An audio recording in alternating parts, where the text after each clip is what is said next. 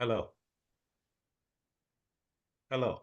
I'm Dr. Omar Bey, and welcome to the Doctor's Lounge. We're a group of physicians and we have two purposes. Number one is to improve the health of people of African descent. Number two is we want to encourage young Black men to go into medicine because it's becoming a crisis, and we understand that, and we are supporting any young Black male that would like to go into medicine. So let them know, and let them know that if they are interested in the sciences, think of a physician as, you know, what you would do in your life, helping our people out there as far as medical problems. All righty. Our webinar is every second Saturday at 1 o'clock. And please tell family and friends, okay? If you want to see our past webinars, all you have to do is go to OBHealthy and click on the YouTube sign. All of our past webinars are there, and please take a look at them. The topics are great. All right. Remember to subscribe to YouTube so we can continue to bring that medium to you. Um, Type your questions in. It's important that we get your questions. The whole concept of this is that we want to answer your questions, as many questions as possible in these 2 hours. All right. I'd like to thank OBHealthy for allowing us to bring this webinar to you, and they're supporting us so that we can do this. The most important thing that I can say today is please do not change any aspect of your medical care until you consult your physician. Only your doctor, and that's true, only your doctor can best take care of you from a medical standpoint. All righty. So let's get this webinar started. I'm so excited today about this topic. It's common medical problems. And I know, even as a pulmonologist, what's the most common, you know, symptom that people come in with?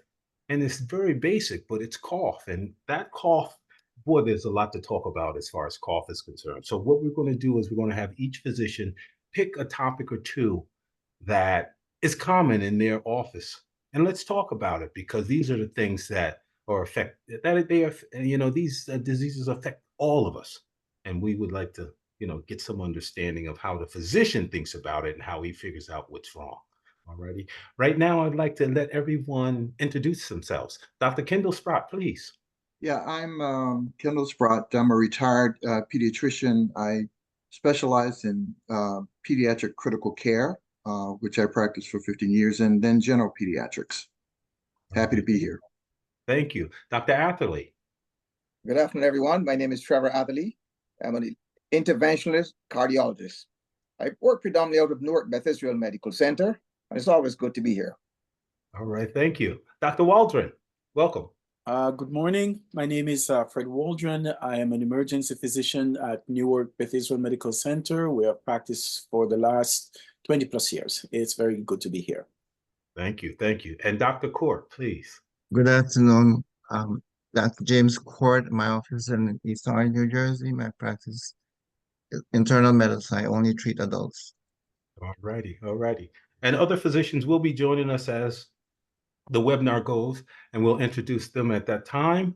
Dr. Sprott, I want to let you start off. I'm just eager to hear what you have to say as far as a common medical problem. Always enlightening the audience. So let's get started. So I'd like to start out by talking about a common problem in pediatrics is also fairly common in adults, and that's the problem of asthma. And I'd like to first start out by talking about how we breathe normally, and then what happens to make the breathing pattern change.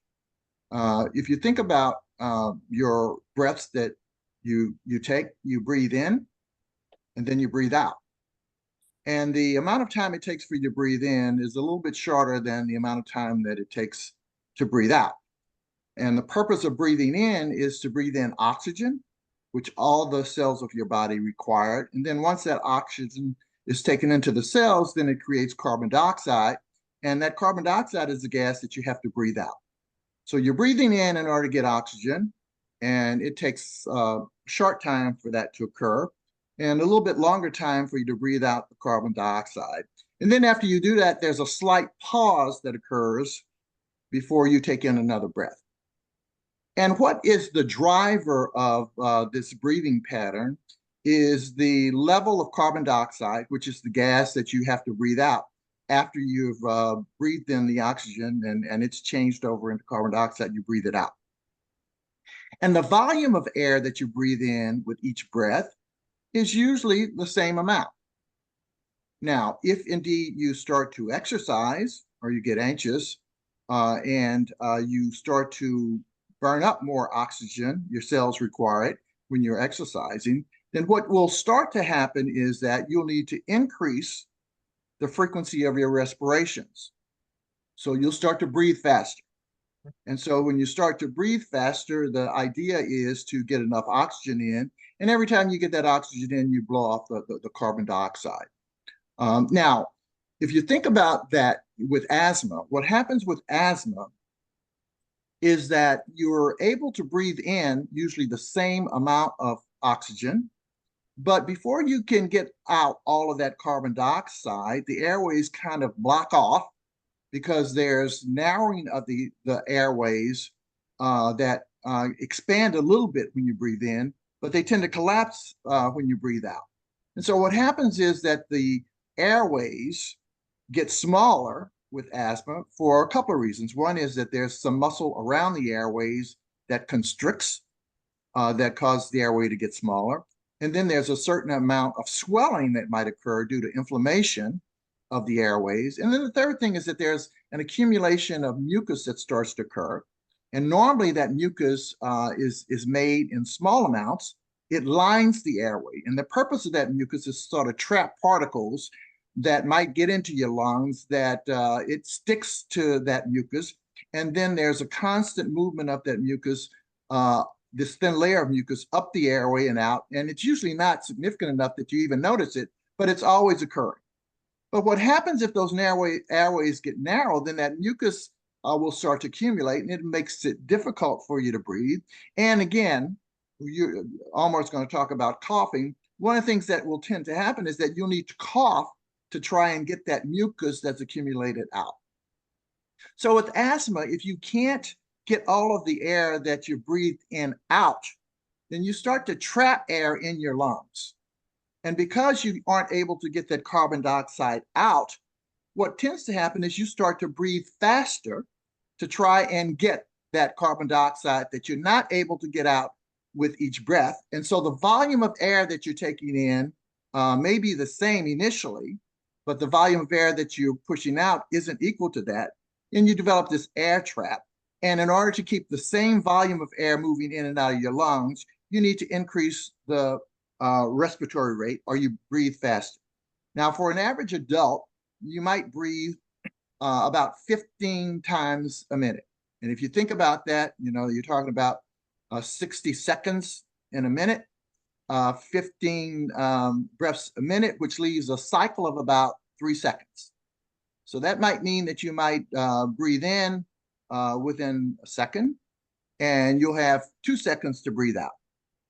And so what may happen is that you breathe in for 1 second, you breathe out for 1.5 seconds, and then there's a pause for another half a second, and that's the normal respiratory rate.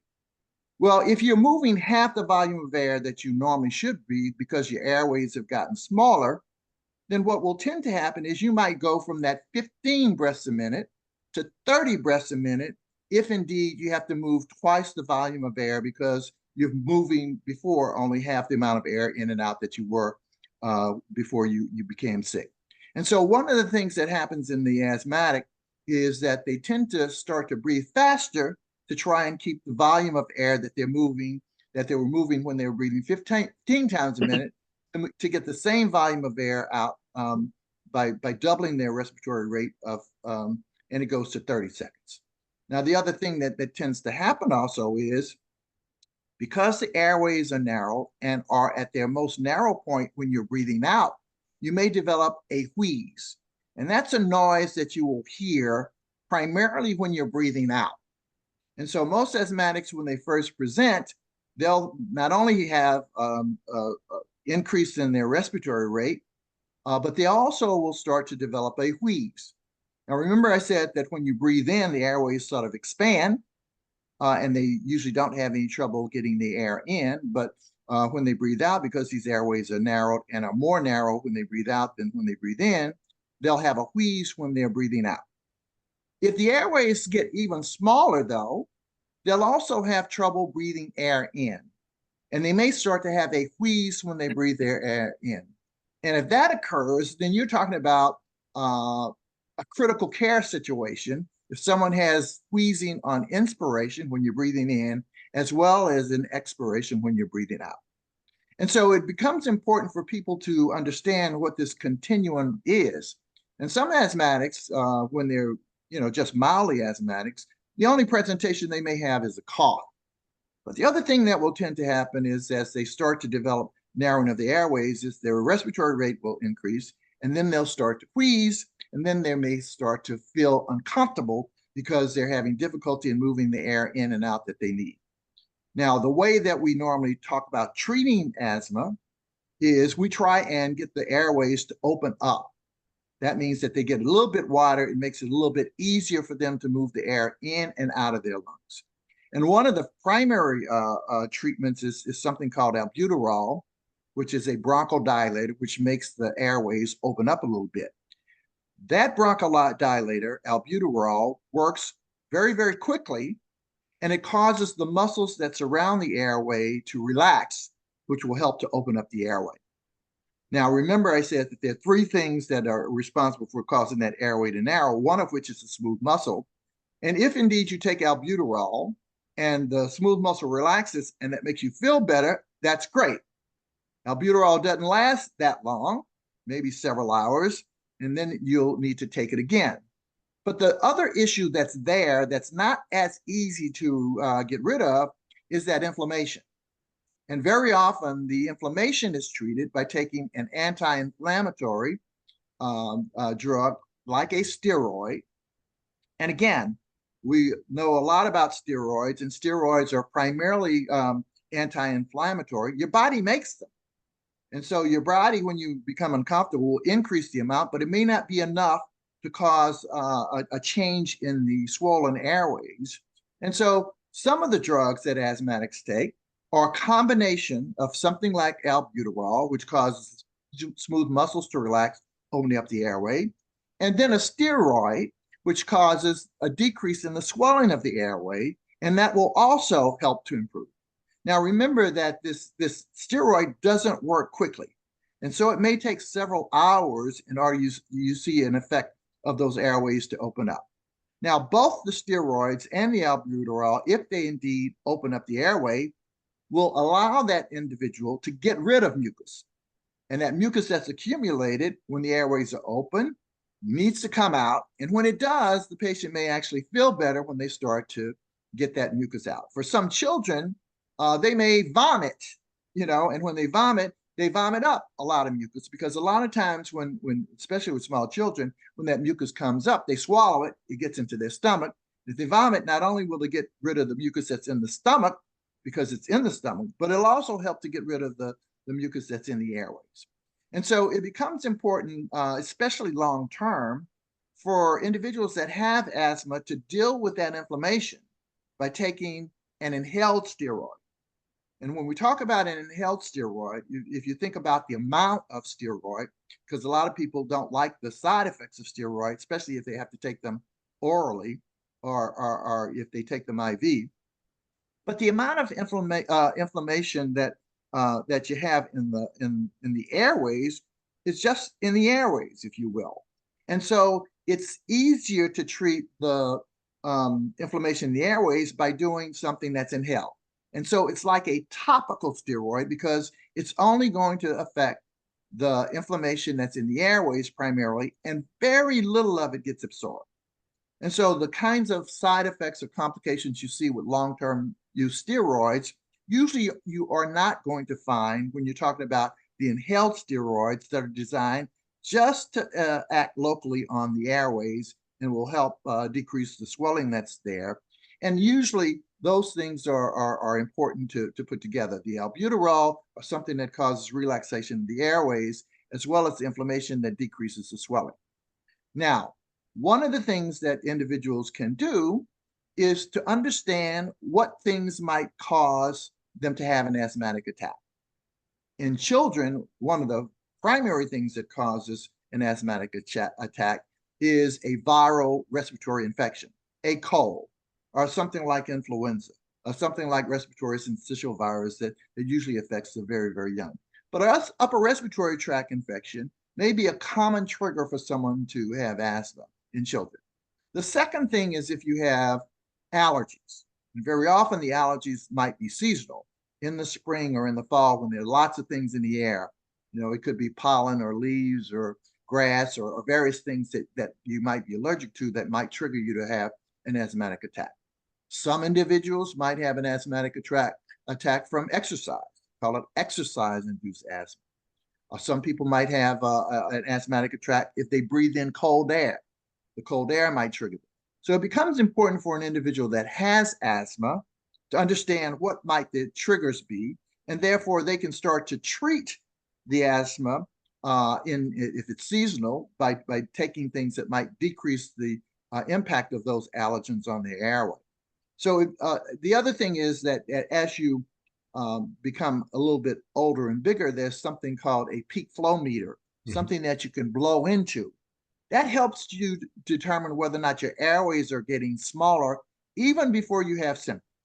And so in children, especially those that have pretty bad asthma that require them to go to the emergency rooms or even be hospitalized, is for them to be able to monitor their peak flow. And if they see that their peak flow is going down, then they can increase the amount of steroids that they may be taking to control their asthma that might help affect the inflammation and might prevent them from having a severe attack. And there's something called, you know, a way that you monitor this on a daily basis that will help you determine whether or not you're getting sick even before you have the symptoms, because it's easier to reverse this pattern of asthma when it's early on. If you wait until you're wheezing and you're coughing and you're short of breath, it takes a little bit longer for you to reverse those symptoms. But if you can make a determination that your airways are starting to narrow even before you have symptoms, especially if you know that you got a cold and colds trigger your asthma, you can start to increase the amount of medications you take that might prevent you from getting sicker to the point that you avoid a visit to the urgent center or the emergency room. Excellent, excellent.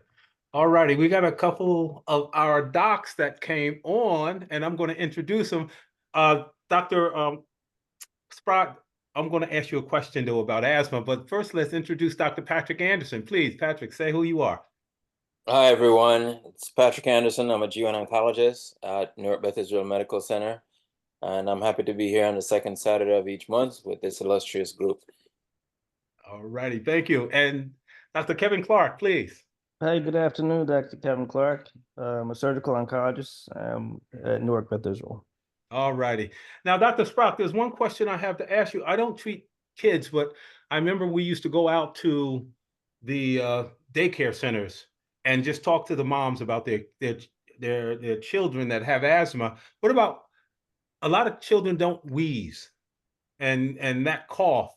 I know a lot of the moms, they were saying, you know, my child just coughs and he's short of breath. He doesn't wheeze. He doesn't have asthma. How do you approach that? Is that something common that you heard or that you see? So, Omar, you know, what I found is some physicians even, and a lot of the parents, don't like to have the diagnosis of asthma made. And so they'll say, oh, they have a bronchitis. And when one of the things that tends to happen is that for small babies, there's this trio of things. It's asthma, allergy, and eczema. Mm-hmm. So if you see a baby that has eczema, and sometimes you see the babies will come to the office and they'd have these little cotton gloves on their hands because they scratch. Because if you have eczema, which is a form of dry skin, it's itchy. And what people tend to do is they want to scratch the itch. Mm-hmm. The other thing is that asthma tends to run in the families. And so when we ask the parents about, is there any family history of asthma, and they say no, and then I'll say, well, what about bronchitis? They say, oh yeah, I had some bronchitis, but I outgrew it, and so there's this family history that tends to be prevalent. But if I see that a baby has eczema, the dry skin, it increases the chance that they have asthma. It also increases the chance that they might be allergic to something.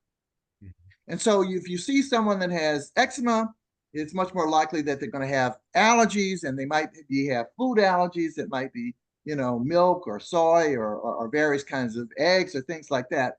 But it also increases the incidence of asthma. And so if someone has a persistent cough, now cough is a reflex, okay? And there are two issues that might be responsible for a cough. And one is if you have an irritation in your throat, and that irritation causes that reflex to kick in, you'll have a cough, and it'll be a dry cough. But the other issue, which is the major issue, is if you have an increased amount of mucus, either because you have a cold upper respiratory tract infection and you have that postnasal drip, and you have the same thing going in your airway, you'll be coughing, and you need to cough in order to get rid of that excess mucus. Now, one of the things that we also talk about that can aggravate asthma is tobacco, smoking. And so if a parent is a smoker, even though they talk about, they only smoke outside, very often they smoke inside as well, and that may be a trigger. But the smoking itself can damage the lining of the airways. Those cells that line the airway, if you look at them under a microscope, they have these projections that they call cilia, and they beat in one direction. And remember, I said that everyone has mucus that lines the cells that produce mucus that line the airway, and that's there to help protect particles from getting down to the lung itself. So if a particle hits that mucus, the cilia are beating upward, and it moves like an escalator, that mucus up and out. But if indeed you don't have the ability to sweep that up, and you can lose that ability, one, by if you smoke, that smoking can damage those cells, and you lose the ability of those cilia to sweep and to move up. And then the only way you can get the mucus up is to cough. And so you'll see that individuals that smoke and have smoked heavily, is when they laugh, you can hear that mucus rattling in their throat because it comes up. But the only way they can get that mucus up is by coughing. So anyone that has an accumulation of mucus in their airways or in their lungs will have to cough. And if you take a cough suppressant, and the major cough suppressant that is utilized is a chemical called dextromethorphan. And so you might see Robitussin DM, or you see a number of those things that have DM, that's the dextromethorphan. If indeed you have an irritative cough where you're not trying to remove mucus, it works very well, dextromethorphan. But if you have asthma, or you have mucus that's accumulating, then it won't work, because it's imperative that you get that mucus out of your airways from your chest. And the cough suppressants don't usually work under those set of circumstances. So if you have a cold, most individuals that have colds will have a respiratory tract infection, usually upper, that may last 2 weeks at most. But if you have someone that's coughing for longer than 2 weeks, then the issue is maybe it's asthma that's causing them to have a prolonged cough, or they might have had an illness like respiratory syncytial virus, or some people, even with COVID, will have a persistent cough beyond the 2 weeks because those airways have not yet recovered from the infection, and they have to regrow those cells in order for them to come back and then start to sweep and remove that mucus. So if someone, especially a child, has a cough longer than 2 weeks, we say, there's an increased chance of them having asthma, because most people that have these colds, it's gone in 2 weeks. Those cells were not damaged, and the cough should go away. And so a persistent cough beyond 2 weeks increases the chances. It doesn't make it absolutely the case, but I'd say in my experience, for a child that has a cough beyond 2 weeks, it's very likely that they may have asthma. And I tell the parents that that's likelihood. And if that's the case, and especially if they have a family history, then we need to try them on some medication that might help with this issue. And if that's the case, that cough might get better with the medicine that we use to treat asthma. Excellent, excellent, excellent coverage. Excellent. I trust that the audience out there really appreciate how well you covered that topic. Excellent. Dr. Atherley, you're next. Cardiology. Let's hear it. Before I chat a little bit of my topic, I'd like to ask a question of Dr. Sprott, if you will. Okay. The question really is a very brief one. It relates to the temporal sequences of asthma in children and adults. Very often I see patients who tell me as adults, well, I had asthma as a child, but I'm now getting this, it looks like asthma coming back again, and I'm a mature adult. What are the factors that relate to the exacerbation or the recurrence of asthma in patients who had established childhood asthma? Goes away for a while. What makes it come back? Okay, so there are two different issues that ought to be discussed. One is one of the things that happens in children that may or may not be predisposed to have asthma because of their family history is an exposure to certain types of viral infections early in life, usually the first 2 years of life. And I mentioned that one of the viruses that they may be exposed to is respiratory syncytial virus, RSV. They now have a vaccine that they're offering to folks like you and me who tend to be older. But this can affect children. And again, if you think about it, babies have small airways. And as they get bigger, their airways tend to get larger. The smaller the airways, the easier it is for them to get blocked. Okay? And so if you have a child that is exposed to RSV early in life, they may go on to have, we'll say, this asthma-like symptoms and may have asthma. Some of those will outgrow it, and that means that they won't have symptoms. But if the child has something like, those trio, asthma, eczema, and allergy, those individuals may get better as they get older, but they never actually outgrow the asthma. That means given the same kinds of triggers that they had early in life, as they get older, those triggers will still kick in, but if the airways are large enough, they may not develop symptoms, or they only may develop symptoms if they have a very severe inflammatory response. And so you may see that individuals that, used to go to the emergency room, and then once they get into the 5th or 6th grades, they don't. And the parents say, well, they've outgrown their asthma. Well, they've outgrown some of the symptoms associated with their asthma.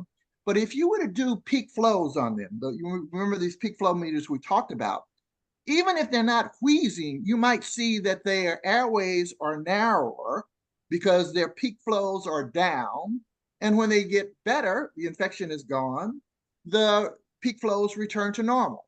So the fact that their peak flows are diminishing with certain types of respiratory infections, and then they get better after the infection goes away, means that they continue to have asthma. But at some point in their second decade or in the third decade, something might trigger them to have a full-blown asthmatic attack.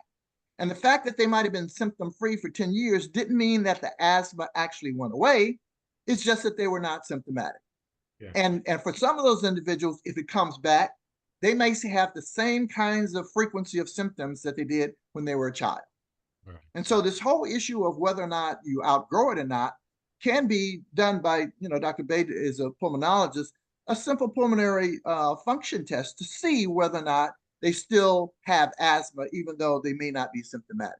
Right, correct. And, Dr. Atherley, I used to call asthma, still call asthma, a bimodal disease, simply because early in life, it's definitely apparent in those that are asthmatic. It also seems that sometimes, and I find in the teenage area or early 20s, it seems to not go away, but get better. And Dr. Sprott is right. If we did a pulmonary function test at that particular time, you would still see bronchospasm on the pulmonary function test, even though the patient is not symptomatic. Explain bronchospasm. Omar. Bronchospasm is when the airways go into spasm. What happens is that we are able to test how open your airways are with this particular test. And for your height, weight, and everything, your diameter should be a certain size. If it's not that size, if there is some narrowing, then we know that when I give a certain medication, if that narrowing releases, and Dr. Sprock was talking about albuterol, if that airway spasm releases and the airway opens up to normal, then I know that that is more likely to be asthma as opposed to something like bronchitis, which that airway does not release because it's a whole different disease entity. So, but just to state what I was saying, it's a bimodal disease. It seems like as we get older, those symptoms come back for some reason.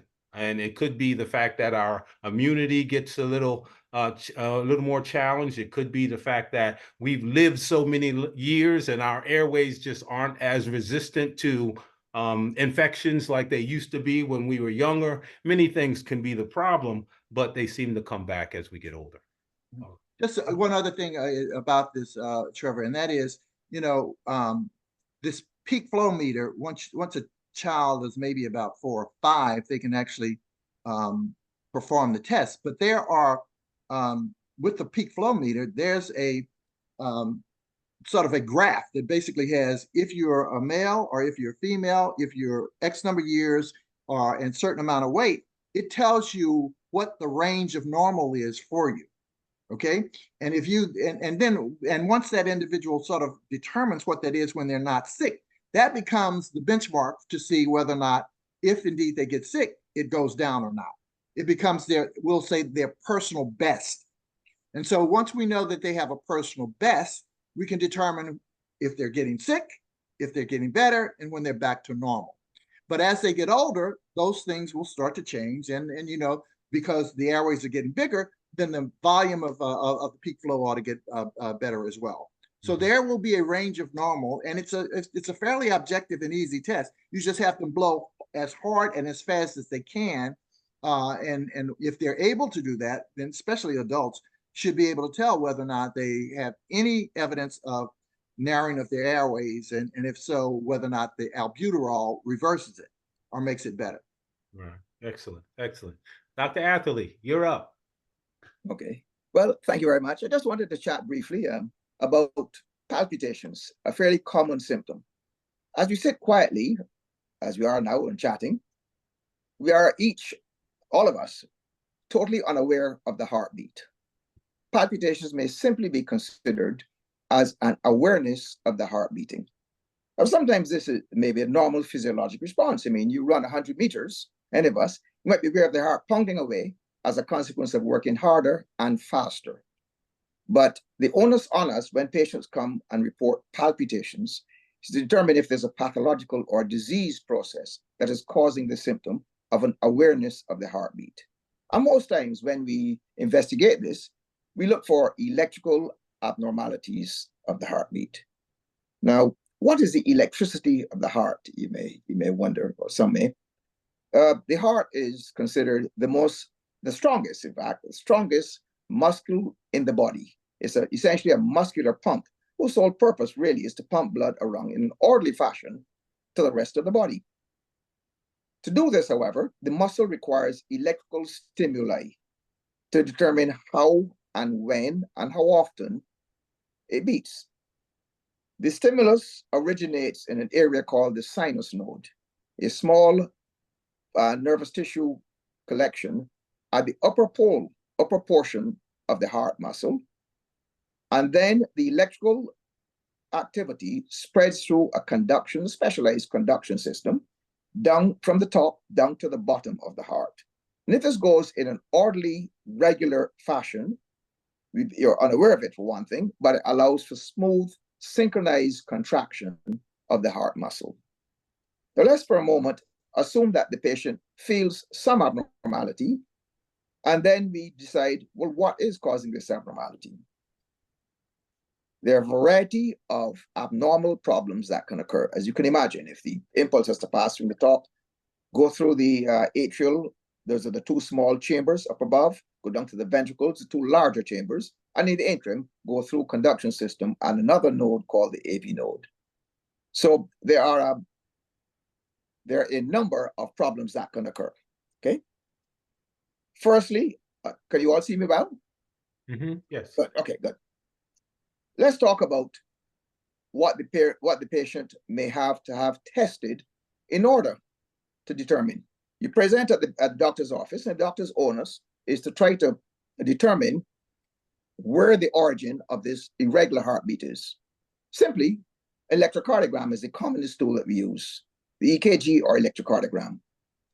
And that may point out abnormalities that are occurring with the electrical rhythms at that point in time.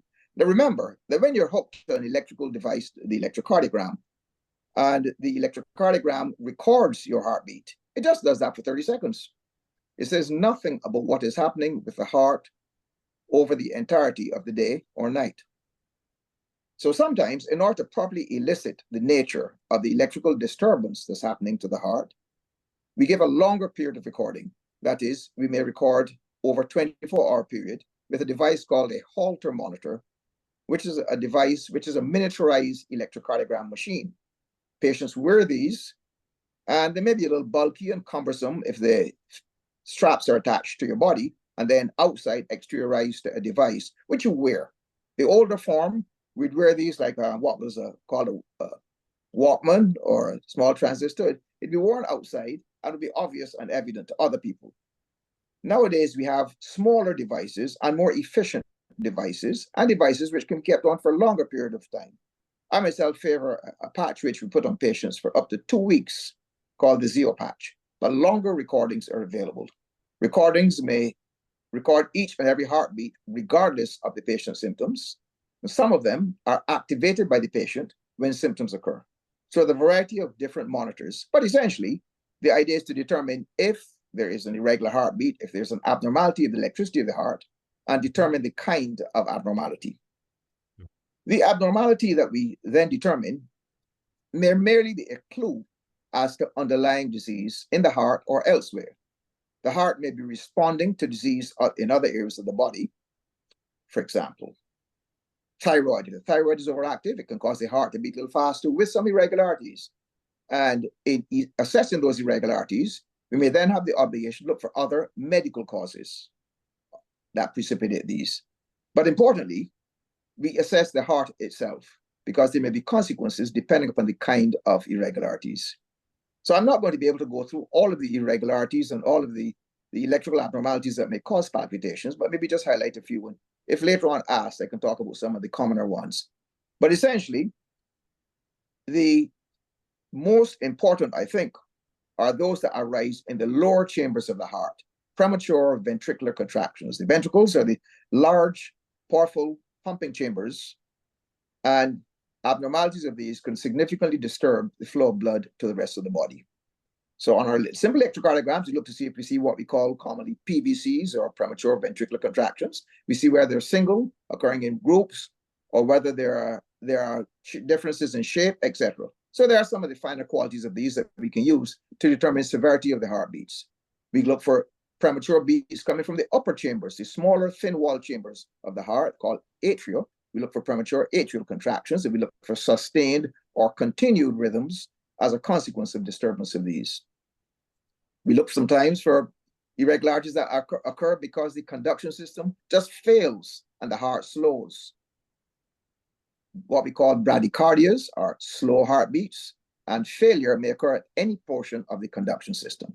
But again, your physician will evaluate and determine if these are occurring, and then look for underlying medical, general medical, as well as heart reasons.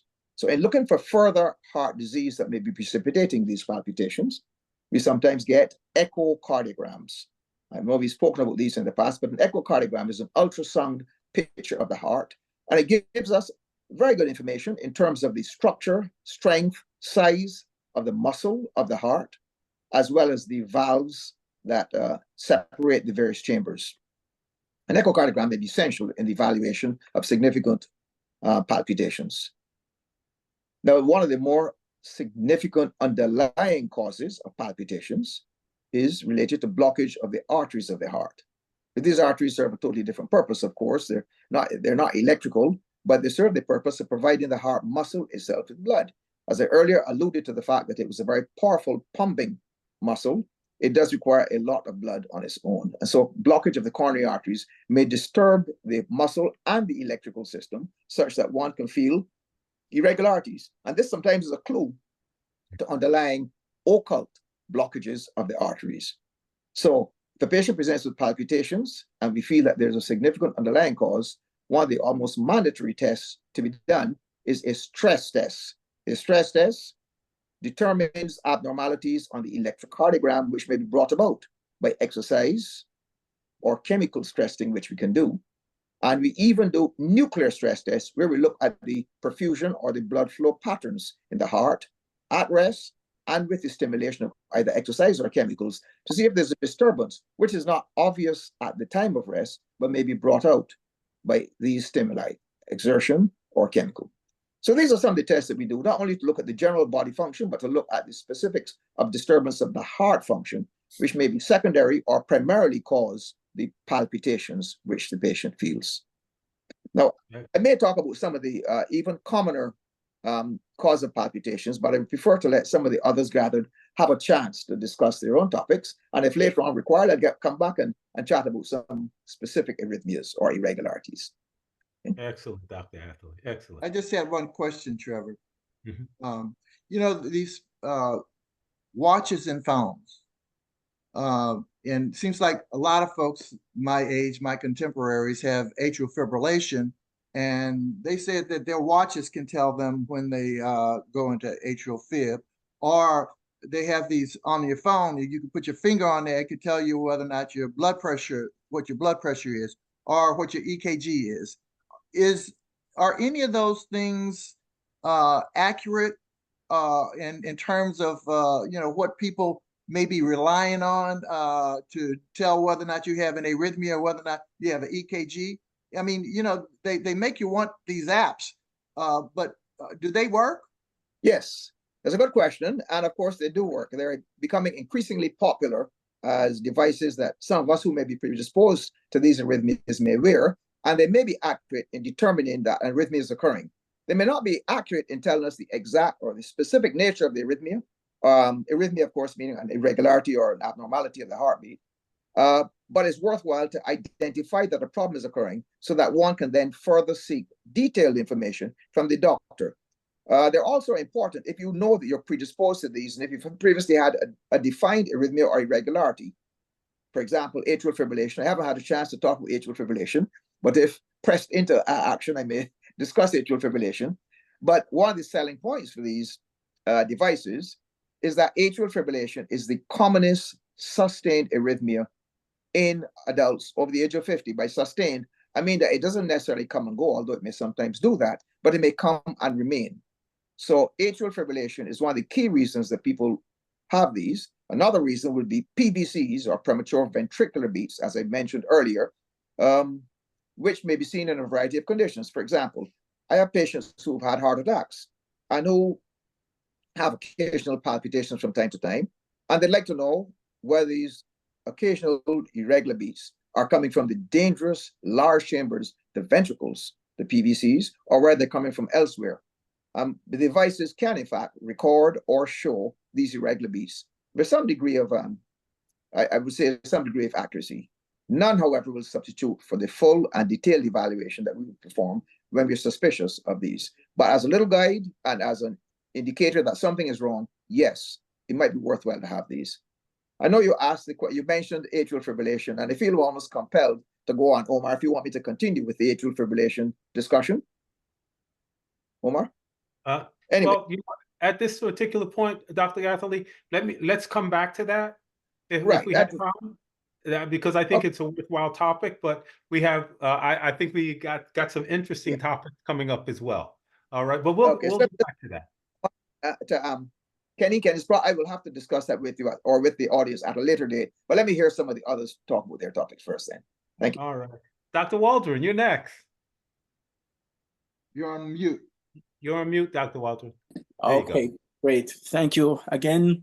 Good morning to everyone. Well, it's now afternoon. I want to talk about a topic that most doctors will not see in their offices, but we see quite a bit of it in the emergency department, and it is allergic reactions. And I'm going to be a little bit more specific to insects. By insects, I mean ants, wasps, bees, hornets, and yellow jackets. Just to let you know the scope of the problem, the number of bites or stings from these insects that I see yearly is about 220,000 in the United States generally. And among these, about 60 of them will die. So 60 people will die yearly because of stings from insects such as wasps, bees, hornets, yellow jackets, and ants. And I just want to talk a little bit about it. So it's fairly frequent. Nobody really needs to die from this. And there's some very basic first aid that you can do before coming to the emergency room, or that might even prevent you from coming to the emergency room, which might be pertinent. I should begin by saying that probably this talk would be more pertinent at the beginning of a spring or summer, because the life cycles of these insects, the honeybees, the wasps, they tend to hibernate during the cold months. And so the chance that you are going to encounter one of these insects between now and March of next year is low. But be that as it may, I think we still need to have this information. Okay, so let's start off by what is the difference between the bees, the hornets, the wasp, the yellow jackets. From a medical point of view, there is no difference. If you are a zoologist or an entomologist, if you study insects, then it might be. But just for a point of interest, you could actually divide these into bees versus the others. And the really big interesting difference why I would divide them that way is that bees are herbivores. They feed on pollen and the juices from plants. They are plant eaters, while the others are actually carnivores. They hunt other insects, and some of them, you will see them, you're having your barbecue and you see these pesky wasps that are circling around trying to steal your food. But let me just start off, let me just say at the very beginning that the bees are one of nature's most wonderful creatures. Why? Because without them, we could not exist. Bees, they pollinate plants, and the pollination is what leads to new plants, dispersion, and they keep us healthy and keep us and give us food. Bees, there are two versions of them that are important to us: the honeybees and the bumblebee. And I would say that the other distinction about the honeybee, which is a little bit of interest, not from a medical point of view, is that all of these that I mentioned so far will actually sting you. The difference between the honeybee and the bumblebee and the others is that their stinger becomes detached. Okay, so when a honeybee stings you, the stinger has barbs. So when it sticks it into you and the bee tries to leave or escape, it tears off the lower part of the abdomen and the bee dies. So a bee can only sting you once and it dies, and it leaves that, chances are at least, that stinger in you. Compare that to the wasp, the hornets, and the yellow jacket. They can sting you multiple times. So they tend to be a little bit more dangerous. So if you're around those and if you see them coming, you probably will want to get away from that area as fast as possible. Honeybees, they're usually not aggressive. They will sting you if you are in the region of their nests, or if you are in an area that they feel threatened, they will sting you. They will sting you once, they will die, and it's gonna cause you pain, and I will tell you some of the other symptoms. Okay, so just to another distinction that you might want to make. If you are, the honeybees, they are not circulating around you when you're eating. So if you are having your barbecue and these pesky wasps are flying around and they're trying to steal your food, it's not a honeybee and it's not a bumblebee. I'm not going to say that you should do whatever you want to do with them because they're not pollinators. But let's say that I'm way, way, way more protective about the honeybee because they provide us useful services. They provide us honey. Okay, so having said that, just to improve your general understanding, if you look into a tree or the ones that you see on your roof, they look paper, they're shaped like a cone, and at the end of it, you can see bees or you can see the insects going in and out of it. They are hornets. They can be very aggressive. They are the biggest of all the insects that I mentioned, and they can do you quite a bit of harm. And they can bite in swarms compared to the honeybee that usually if you encounter one, then it will be a sting. If you go near the nest, then the envenomation can be a little bit more severe. If you are walking next to a tree, a dead tree, and you see insects coming out of the wood, then it's probably a yellow jacket. And having said that, the yellow jacket is another type of wasp. So the wasps and the yellow jackets are the ones that are trying to steal your food. They are the ones that are circulating around when you are having your barbecue. The hornets are the ones that are way up in the tree or in the house, and the bees are the ones that are pollinating and are just helping to grow new plants. So in a summary, that's how I try to make a distinction. So the distinction itself is not clinically relevant because they all produce pretty much the same kind of problems. They sting, they have toxic substances that can cause you to have breathing problems. They, for the most part, most of them will cause you pain at the site. You'll have a little bit of swelling. You will have a pain reaction that usually it can last for several hours to even days. Those are the mild reactions. The severe reactions that are going to suggest to you that it requires an emergency visit is whenever you start having breathing problems. It is surprising that these very pesky small insects, they can produce substances, acetylcholine for the people who are a little bit more advanced, that they block transmission at neuromuscular junction. In other words, they stop your muscles. And one of the muscles, of course, is the diaphragm, which enables you to breathe. And I am not talking about a single insect bite. I'm talking about if you're bitten by a swarm, you are at risk for death, because with that level or that degree of envenomation by these insects, it is likely that they could cause you to stop breathing. Okay, so if they sting you in the face, especially anywhere in the region of the throat, they can cause tongue swelling and they can cause throat swelling. And this is another problem that can cause breathing. They can also cause reactions that inhibits or affects your heart. Very typically, you can have tachycardia.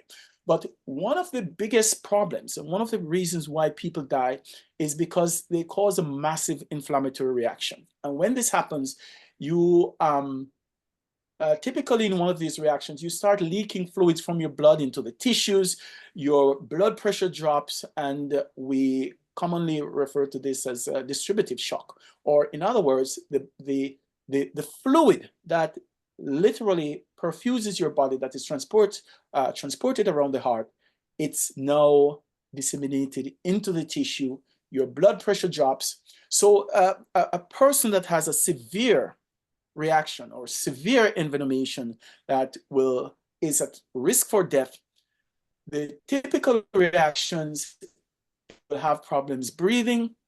They might not be able to speak in a complete sentence. Their heart rate starts going up, and their blood pressure starts falling, and they will probably have problems maintaining consciousness. Okay, so most of the times what I see in the emergency department is not this. What I see is people coming with swelling, facial swelling. At worst case, what I've seen in the ER is people with blood pressure problems. And those are the ones that they need to be treated, sometimes even to the ICU, and sometimes even kept overnight. So what are the simple things that you can do? The most simple thing is to stay out of the range of these insects. If they're coming around, if you're having nice barbecue and the yellow jacket is coming around, I suggest that you just turn over your barbecue. No, I'm not suggesting that. All you have to do basically is stay away and shun them a little bit, or wear long sleeve protective clothing that they might not encounter the skin.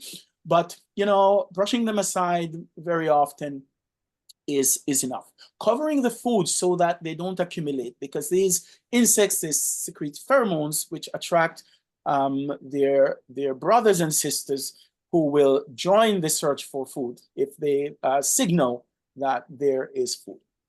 Okay, so one simple medication that you can get at the pharmacy that I think it should be in everybody's medicine cabinet is simple Benadryl. One of the substances that these insects, that when they sting you, they secrete is called histamines. And these histamines will cause an inflammatory reaction. And Benadryl is an antihistamine. So it basically binds this up, and it can significantly reduce the swelling. It can significantly prevent these reactions from having, or decrease them, so that in multiple cases, I've had friends who have called me and said, I've just been stung by 1 or 2 bees, or my child was stung. What do I do? And I said, do you have Benadryl at home? And they say yes. And I said, okay, take the Benadryl. And I'm on the phone with them for a few minutes, or we talk again in 20 minutes. They said the skin reaction is gone. They are having no breathing problems. And I said, well, you don't need to go to the ER. So Benadryl can be a very, very important reaction. Now, having said that, I want you to note that if you have had bad reactions in the past, then it behoves you to probably go straight to the emergency room. Having had one allergic reaction in the past, the second reaction might be several-fold as significant as the prior reaction. So other allergies, there are food allergies. I'm not going to spend any time talking about that, but there's one other little topic that I'll mention, and it will take me just about 5 minutes, that people have great interest, and it's about snakes. And it's specific to the state of New Jersey. There are many, many species of snakes running around. There are just 2 venomous species of snakes that exist in New Jersey. So if you go to your backyard and you see some small snakes running around, they're probably garter snakes. They are not venomous, and they probably will be more helpful to your backyard for catching small insects such as rodents. Now, there are 2 venomous snakes that I just want us to be just aware of it, that you probably will not see these snakes between now and March, because snakes are also reptiles, which their temperature is the same as the ambient temperature. And so when it gets very cold, they hibernate. One lives in the north. It's a copperhead. It looks like an hourglass. If you look at it tends to be gray. And the other one is a rattlesnake, which lives in the south. Both of these can cause severe envenomation and death. And if you should ever be bitten by any of these snakes, you really need to go to the emergency room. But these are not what you see on a day-to-day basis. The small snakes that you see are in and around your backyard. They're garter snakes, which are not important. And just for a point of view of interest, wild bees cause 60 deaths per year in America. Snakes cause about 5 deaths per year. And the difference also is because we have all of these anti-venom that we can use to treat these. So again, just to summarize, If you see bees, treat them with love, treat them with respect, stay away from them. Their stings can cause you problems. If they sting you, they die because the half of their bodies gets literally detached. Compare that to the other ones that I mentioned, the yellow jackets, the wasps, and the hornets. I'm not going to say that they don't serve useful purpose. They do. They tend to reduce the other burden of other insects because they're carnivores. I will end again by saying that if it's possible, try to have Benadryl at your home. This can save you from a lot of harm and hurt. Excellent, excellent, and great topic. I'm telling you, allergic reactions. You can understand me as a pulmonologist. I understand allergic reactions and ventilators and breathing for the patients until that swelling decreases around their throat. Dr. Court, you're next, Okay. but let me do this. We are at our halftime. Let's go through our halftime introductions, and then we have several questions as well. I want to get to them as well. But let's do our halftime introductions. Dr. Sprott, please. Kendall Sprott, the retired pediatrician, did critical care, pediatrics, and general pediatrics. All righty. And Dr. Atherley. Trevor Atherley, I'm an interventional cardiologist, mainly working out of Newark Beth Israel Medical Center. All right, thank you. Dr. Waldron. Fred Waldron, I'm an emergency physician, and I work mostly at Newark Beth Israel Medical Center. Excellent. Dr. Court. Dr. James Court, internal medicine. My office is in East Orange, New Jersey. Excellent. Dr. Anderson, welcome. Dr. Patrick Anderson, I'm a GYN oncologist. I work out at Newark Beth Israel Medical Center. Hi there, and I'm Dr. Omar Bey, pulmonary critical care subspecialty in nutrition, and just so happy to be here with the brothers and bestowing some knowledge, medical knowledge out there. What I'd like to do is just let you know that every second Saturday, as usual, we are here at 1 o'clock, and please tell family and friends. It's all about education from a medical standpoint. Most important thing I can say is please do not change any aspect of your medical care until you consult your physician. Only your doctor can truly take care of you best from a medical standpoint. All righty. And I'd like to thank OBHealthy for allowing us to bring this webinar to you. Dr. Court, let's go with Okay. Dr. Court, and then after you, we'll answer some questions. Go ahead, Dr. Court. I'll be brief. What I like to address is two topics that I see very often.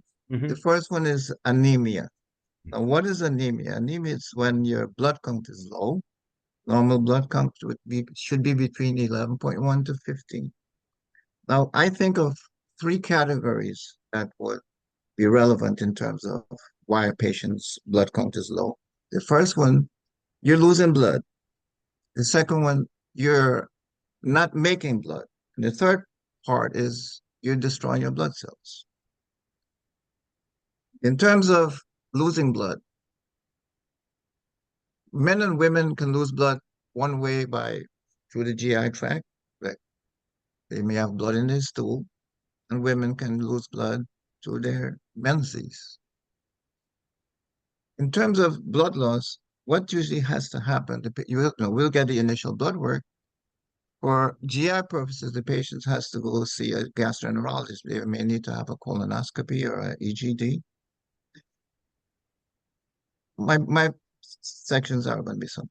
The second one would be if you're not making blood, you have to see a hematologist, where he would do a bone marrow to see why is your bone marrow not producing blood. And the third part, if there's any reason why you're destroying your blood cells, there are some medications that can cause destruction of blood cells. Mine is short and sweet. Those are the three categories. In addition, I'd also like to talk a little bit in terms of swollen legs or leg edema.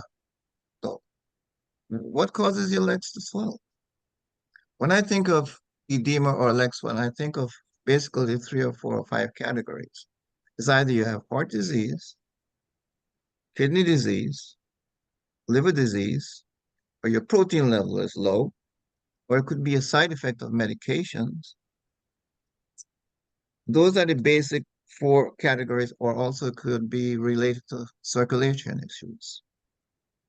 If it's heart disease, We have a competent cardiologist that can be seen. They will do other testing. You can do a BNP to see what the ejection fraction is, or you can do an echocardiogram. In terms of liver disease, you rely on the blood work, the SGOT, SGPT, albumin level. In terms of circulation, you can feel the pulses. Patient probably needs some compression stockings because they are leaking fluid on the outside. The other part is you could be looking at what medications the patients are taking. Are they taking a medication like amlodipine, which causes peripheral edema? And basically, that's my business. If anyone else can chime in terms of anything that I may have missed, we'll appreciate it to educate the audience. Dr. Court, how often do you see lymphedema? I know the Um, lymphatics are those a system like our veins that can, you know, allow not fluid to go not into the very tissue. often. So Not how very often do often. you I, see I that? can't think of too many patients that have that. I think I may have one or two Mhm, where because of their lymphatics are blocked, the fluid doesn't get back into the system, and the mhm. patients present with legs that are very swollen. But it's usually not confined to the ankle, but almost the entire leg is swollen. And it's seen very often in the Caribbean, where patients who are bitten by mosquito, they get what they call filariasis, which can lead to that. But Right. it's not seen that commonly over here in Okay. this country. Dr. Sprott, you have a question, please. Yeah, a little bit about edema. Mhm, So when we talk about edema, there's a certain amount of fluid that is in the body that's outside of the cells. mhm, And that fluid that is outside of the cells, the volume of that fluid is about a third of the fluid that's within the cells. But that fluid is fluid that comes out of the blood vessels. You know, when you talk about the blood vessels, you have the arteries and the capillaries and the veins. And the fluid that is the interstitial fluid comes out of the blood vessels at the junction between the arteries and the capillary. Okay?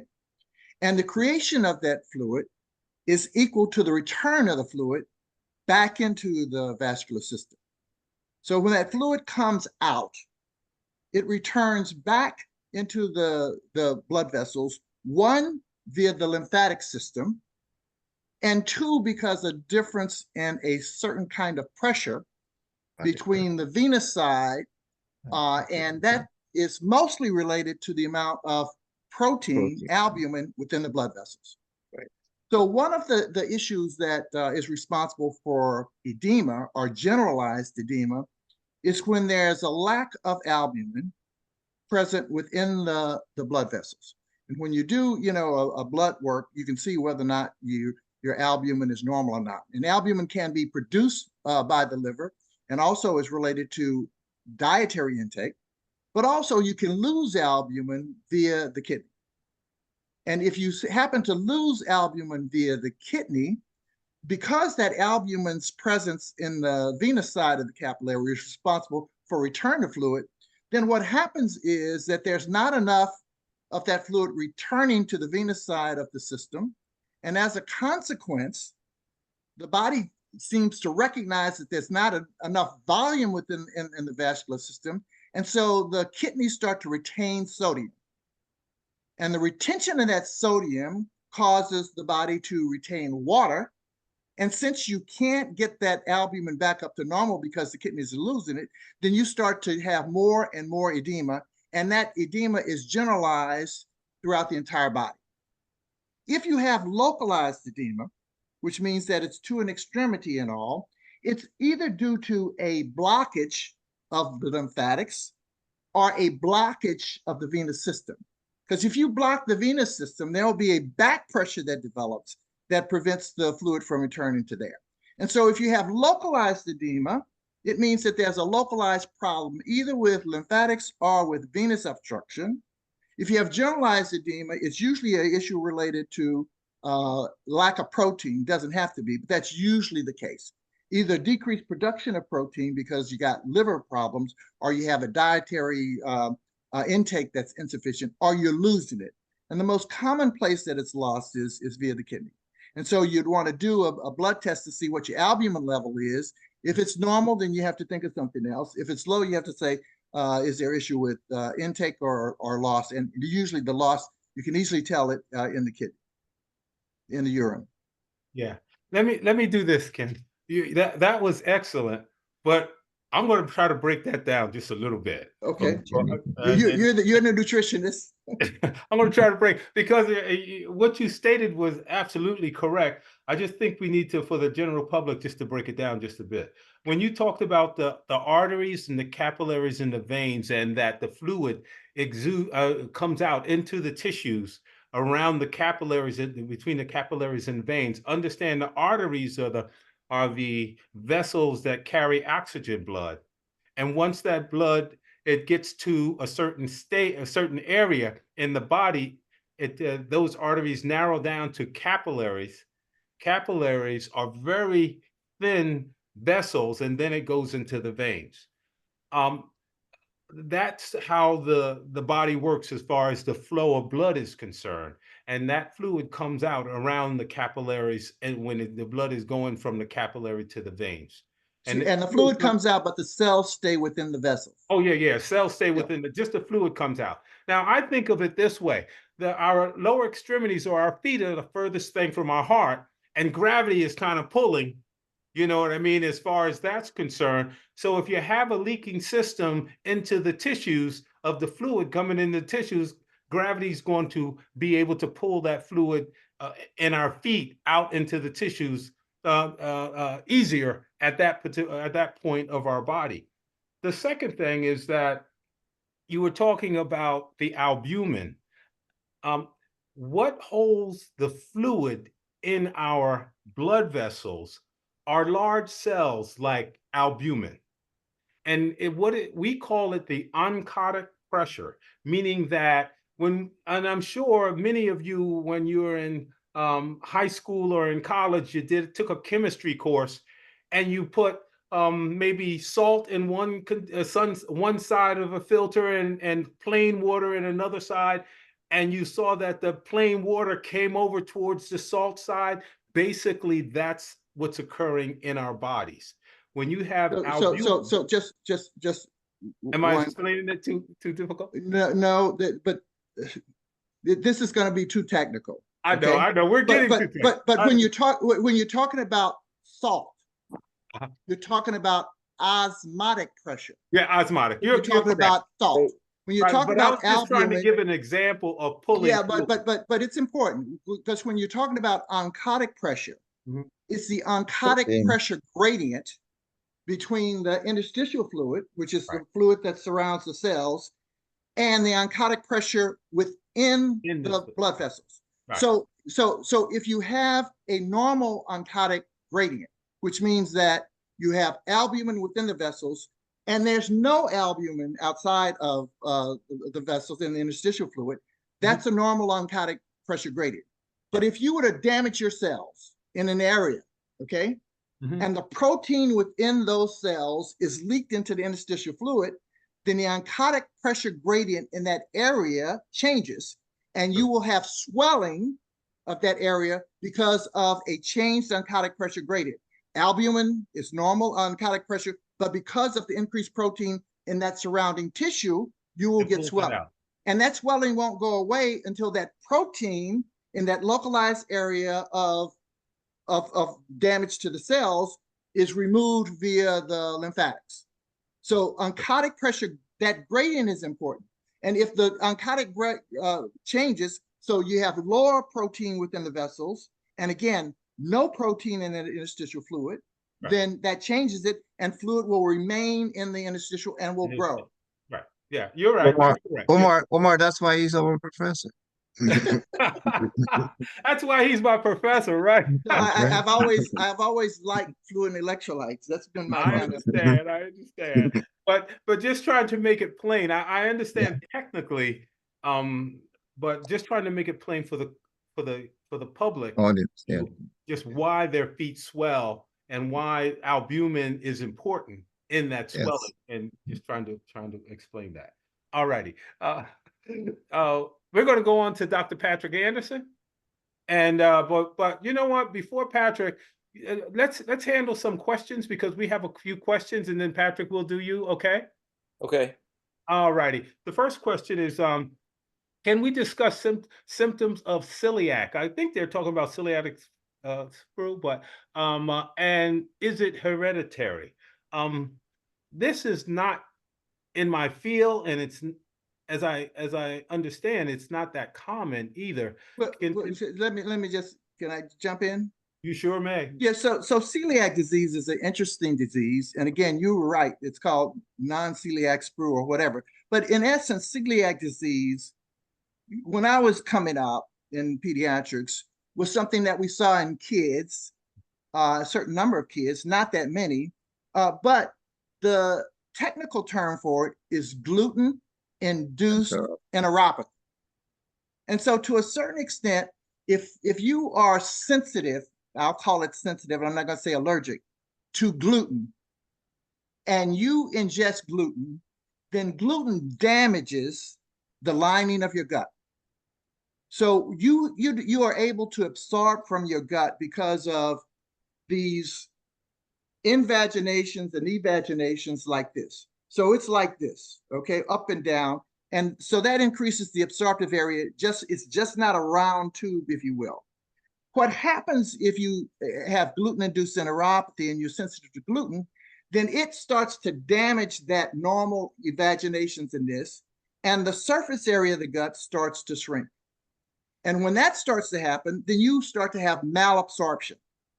And so that malabsorption means you usually start to have diarrhea and all sorts of issues related to that.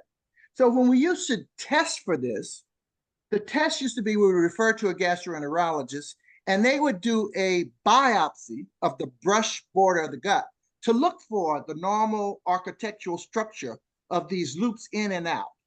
And if they saw that that these loops were diminished, instead of being up and down like this, they were like this, or they were flattened, then they would put them on a gluten-free diet.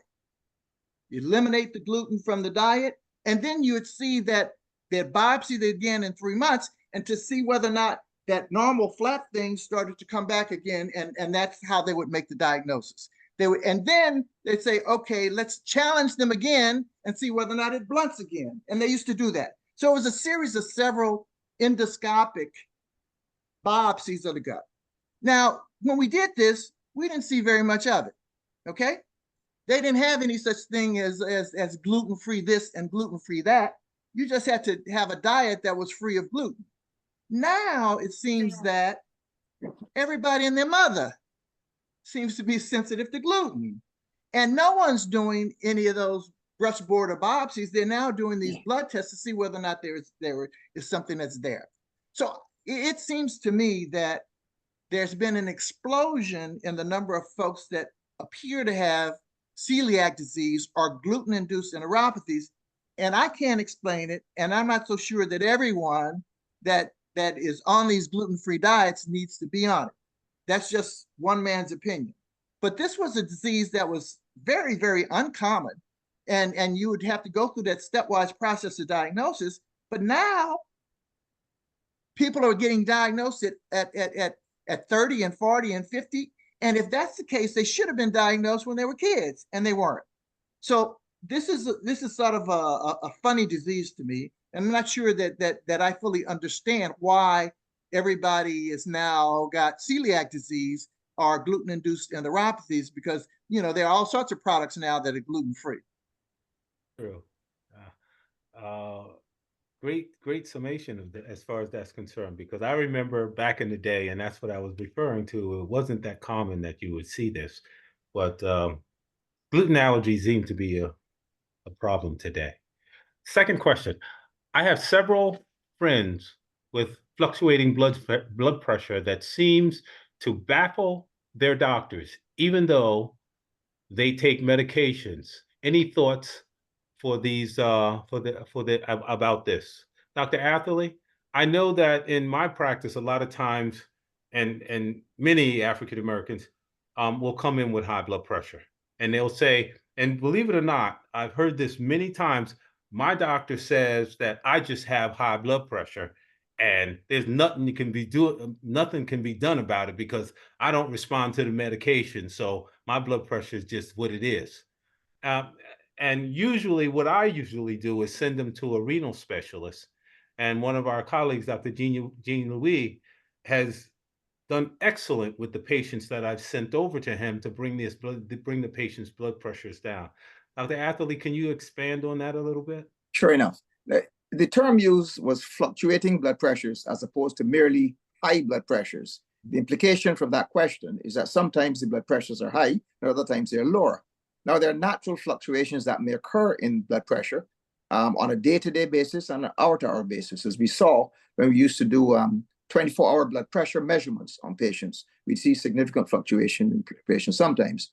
But I want to mention one of the things that can cause a significant fluctuation. And here I would like to give credit to Dr. James Court, who is very meticulous in the way he measures blood pressure. That's right. A recent study, by the way, which was published, which corroborates very much what he's been doing in his practice for many years. That is in suggesting that there is a proper way to measure the blood pressure. And blood pressure in 3 different positions showed differences in the systolic, that's the upper number, and the diastolic from 7 to 4 millimeters of mercury. The correct way for the blood pressure to be measured is with the patient sitting with the arm resting quietly on some supportive device like a desk or whatever, and the blood pressure device to be of the proper size and recording above the elbow. That's the correct way. That's number one. There were 2 other ways in which the blood pressure was recorded, and in both of those, the pressures recorded were higher. One was with the patient's arm hanging loosely, as opposed to being properly supported. The blood pressure was higher, and the other was where the arm was in the patient's lap, just laying on the lap. So the first question in terms of the level of blood pressure is the adequacy of the measurement of the blood pressure. And these small differences can make a significant difference in the long term. The other is that there are certain stimuli that may change the blood pressure depending upon the environmental situation. We're all very much aware of the so-called white coat syndrome, which is the fact that when patients come in and they're sympathetically stimulated, in other words, they're stressed or anxious, when they come into the physician's office, that the blood pressure may be higher than the blood pressure the patient achieves at home under their own normal circumstances. So I always ask my patients, either I have them sit quietly, who present with high blood pressure that's unexpected. I either have them sit quietly and have the blood pressure repeated after a brief period of rest and quiet, or I also ask them to record blood pressures at home, and generally morning and evening.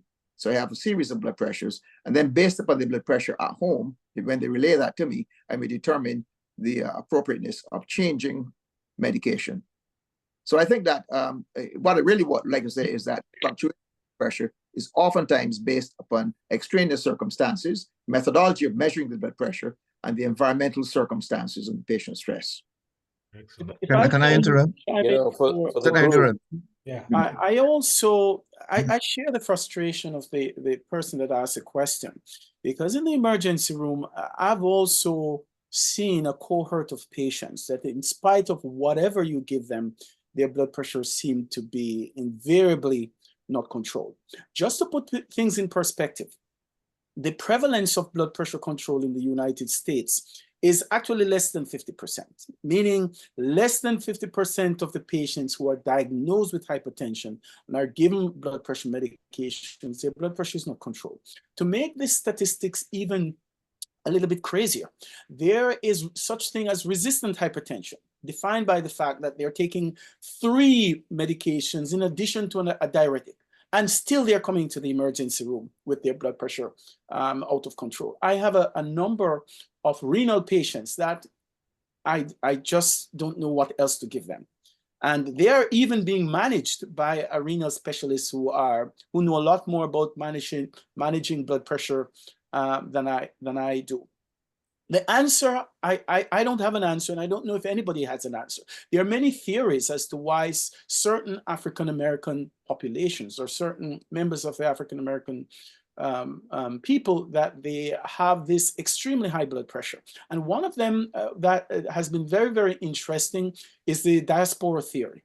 And that theory suggests that when slaves were being transported from Africa, that when they encountered the Middle Passage, the ones that survived were those who were able to retain salt. And that salt sensitivity, whereas it was a survival mechanism, now that they're here living in America, that what was a survival mechanism has now become a hazard, because they retain salt and their blood pressures invariably are very difficult to control. Then there's another aspect, certainly genetics. We should not ignore the stress of racism, because it has been shown over and over that that you produce toxic hormones at an early age. They can cause harm to the cardiac, to the renal system, and invariably that these can cause problems with blood pressure.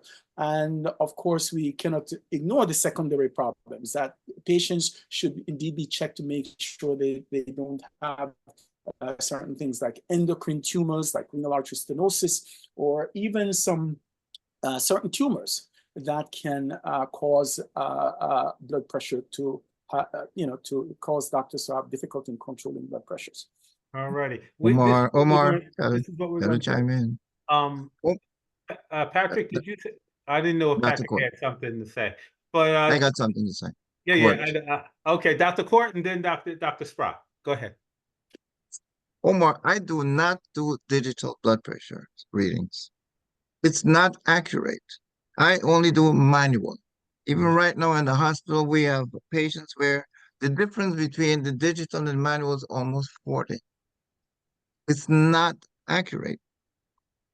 Also, those patients are not on control. Is the doctor giving them medication from each class, or are they doubling medication from the same class? You have to do different classes of medications. Diuretics, calcium channel blockers, and other medication, one from each. That would eventually control the patient. Sometimes they may be duplicated.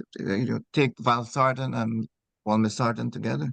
You need to do different classes of medications. And digital, useless. I don't do it. But you know what we have to do in the hospital, right? Digital. Mhm.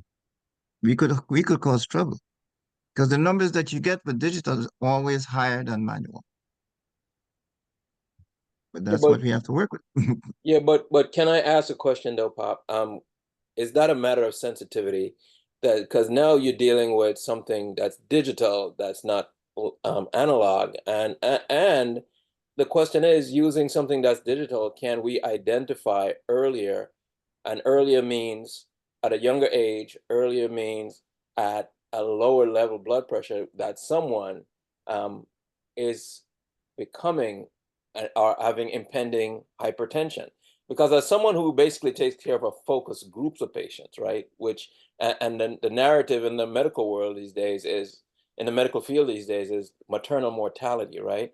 And Dr. Waldron and Dr. Athley, you know that hypertension in pregnancy is probably the #1 cause of maternal mortality, both prepartum, peripartum, and postpartum, right? And at what point can we identify women at risk? And just remember, when we speak hypertension in general, we tend to think about older patients, right? And older, for those of us in our late 40s, don't get mad at me, but 40s are older, right, in general. But when we talk about maternal mortality, we're talking about young women, sometimes in their late teens, who are getting, hypertensive complications of pregnancy. And we know that pre-pregnancy, there are indications of who will either have pregnancy-induced hypertension, which is a separate entity from preeclampsia, which is hypertension as it relates to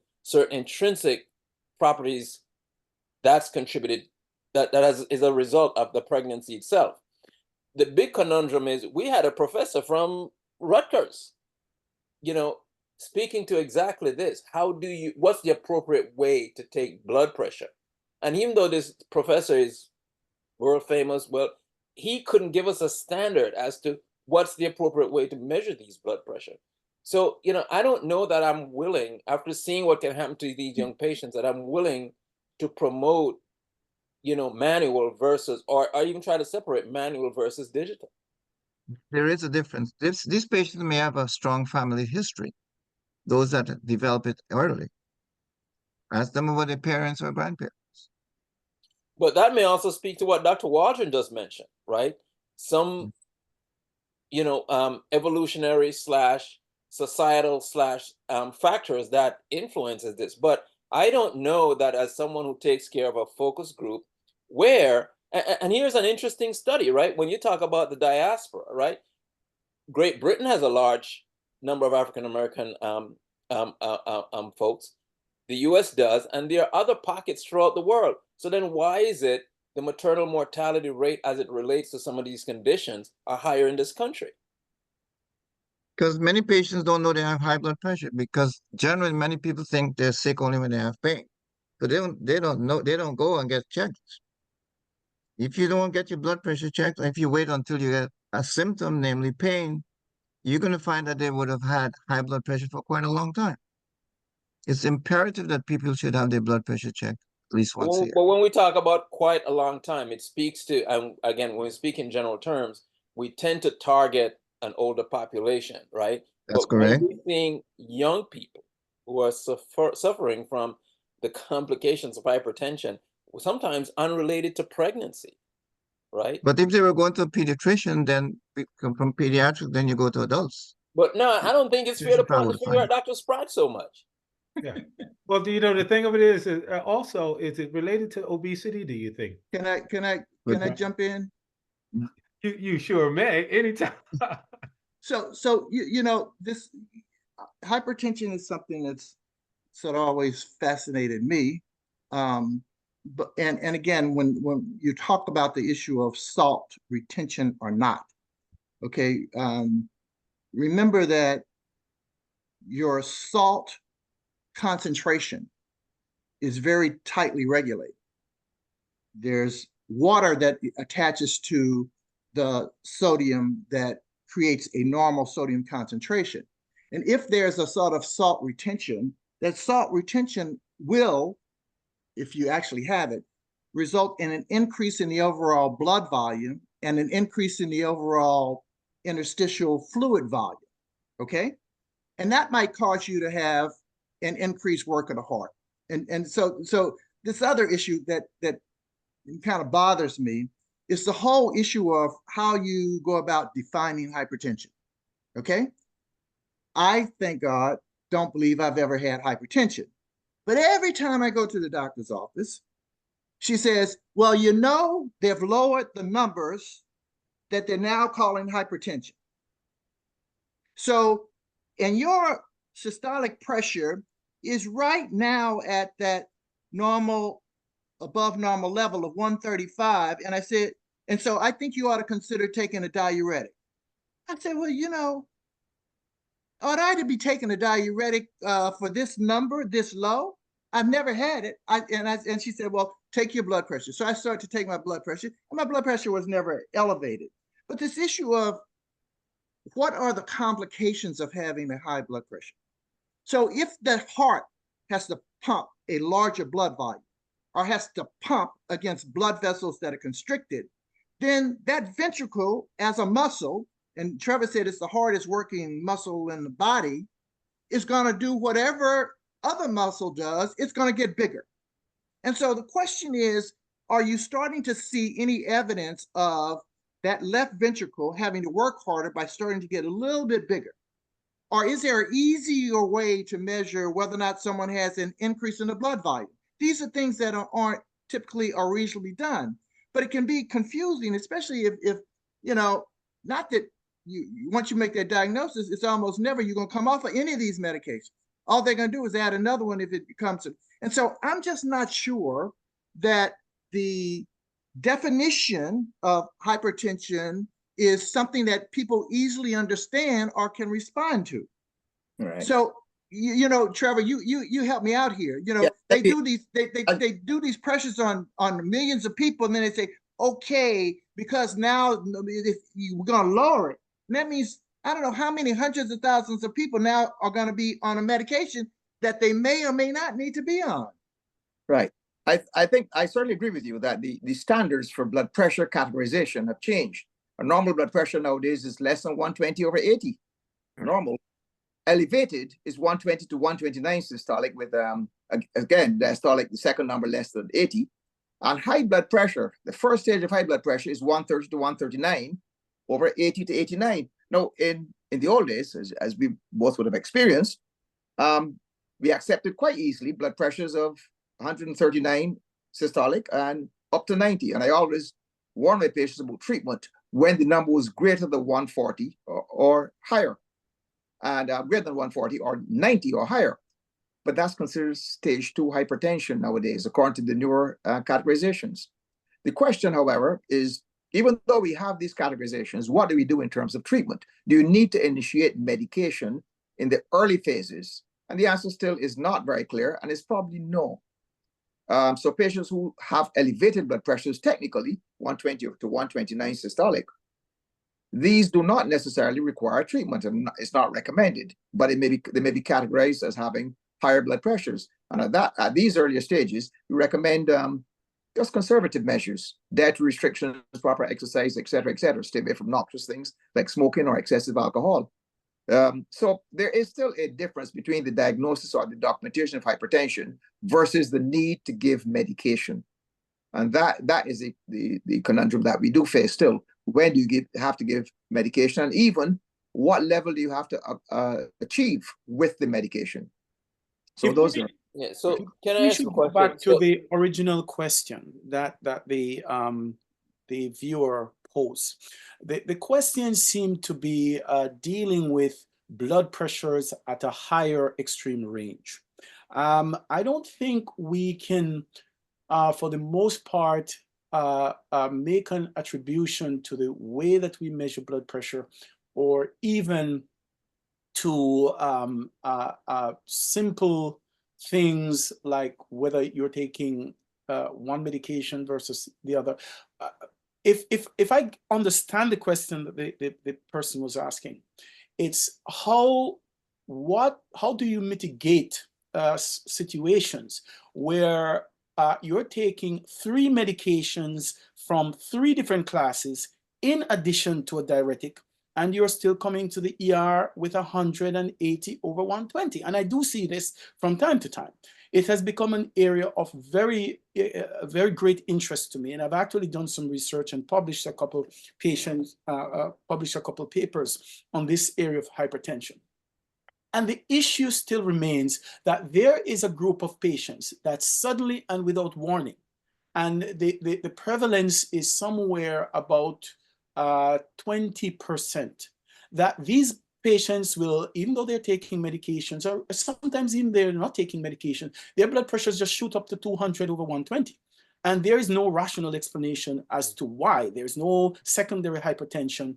And the other interesting fact is that the other 80% of people with hypertension, regardless of whether they take blood pressure medicines or not, their blood pressure will not shoot to 180/120. So if that is a question that the patient, that the viewer was asking, why does my blood pressure suddenly and without warning, why do I have these extreme blood pressures, and why are they not controllable? I can only say from my experience in the ER that you're among a very small group of patients that seem to have this, and all kind of research is being done. I don't know that there's an answer to it. My best answer is based on a small study that I did, that if you monitor your blood pressure carefully, take it from several times per day, take the 3 or 4 medications that you're taking from the several classes, that you are way more likely to control your blood pressure better and not to experience these high and sudden increases in blood pressure that is prevalent in this small group of people that we generally refer to them as hypertensive crisis. Excellent. Dr. Sprott, you're next. So, again, I said I was fascinated. Your blood pressure is really related to 3 different things, okay? It's your blood volume, the contractile force of the heart, and how constricted or how dilated the blood vessels are, okay? If your blood pressure is low, it's because the heart isn't pumping so good, or the intravascular volume is down, or the blood vessels are dilated. If you're going to treat hypotension or low blood pressure, you give volume, you increase the contractile force of the heart, or the blood vessels constrict. Right. Your body tries to keep everything normal. And so if your blood pressure is high, it's either the contractile force of the heart is greater than normal, the blood vessels are constricted, or you have an increase in the blood volume. Now, I'm not sure that in most cases, there's an increase in the blood volume that may be responsible for it. So it's either going to be how forcefully the heart is contracted or whether those vessels are dilated or constricted, and they must be constricted. That's why the treatment of it is going to be one or more of these things. You're going to give something to get rid of blood volume, a diuretic. You're going to give something that relaxes the blood vessels, and you got about 3 or 4 different things. Or you can give something that's going to prevent that heart from contracting so forcefully. The issue for Patrick, and I think this is the real issue, is why these young women who are pregnant, what is it about the pregnancy that will cause their blood pressure to shoot up? It's got to be through one of or more of those mechanisms. And the whole thing of eclampsia. My wife is OBGYN, and she's had some horrible deaths associated with it because it happens all of a sudden. The treatments are narrow and restricted. Right. Why or which one of those 3 is occurring? I'm not sure that we know. We certainly, if the blood vessels are already relaxed, if you could, or the body's trying to make them relax, giving something to cause it to relax anymore, I'm not sure it's going to be effective. And so we have different drugs that we use, but those drugs have to either relax the blood vessels, decrease the heart from pumping so fast, or getting rid of blood volume. So I'm not sure what's in play here or why it is. It's something that we really need to know about because we've been dealing with hypertension forever. But Doc, So what, sometimes so we what, Dr. Spratt? If I could add one more mechanism, and the 4th mechanism I will add is that mechanism that we don't yet understand and that we don't yet know. I can tell you, for example, that there are many derangements along this way in the renin-angiotensin system. For example, in African Americans, it has been shown that there's a sodium channel that typically in the epithelium that it helped to modulate the return of sodium. And in some African Americans, this sodium channel does not respond or is deranged. It does not respond to the normal mechanisms that exist. So yes, whereas we know these 3 areas, it is very clear to me and to researchers in this area that they are yet to be understood mechanisms that somehow they affect this this renin-angiotensin system that we do not yet understand. And so it's renin, angiotensin, aldosterone. The renin and the angiotensin deal with the contractile nature of the blood vessels, and the aldosterone deals with the sodium. And so it gets down to one of those 3 factors. I don't care how you cut it. It's either volume, relaxation of vascular tone, or contractile force of the heart. Nothing more. Right. But it's interesting, right? I think pregnancy is probably the best way, the best entity which used to study hypertension for the following reason. Pregnancies occur often. They occur in young people. And the 3 mechanisms that Dr. Spratt mentioned occurs in pregnancy. In your normal pregnancy, the blood volume increases approximately 12 to 20%. First thing. Secondly, the pregnancy of itself produces hormones that often relaxes smooth muscle. Hence, it affects the peripheral vascular resistance. And thirdly, there are, endocrinologic substances, some of which we may not even know, that can affect the contractility of the heart. So therein lies an entity that has demonstrated the changes that occur in 3 compartments. Here is the thing. You also have a control group within that focus group of people in the women who don't develop hypertension. So, if we can just identify that one biomarker, that one parameter that we can measure, and you can do not a retrospective analysis, not taking who have hypertension and try to go back and look, but take someone as they enter early in their pregnancy care and do these evaluations going forward, and then evaluate your outcome at the end.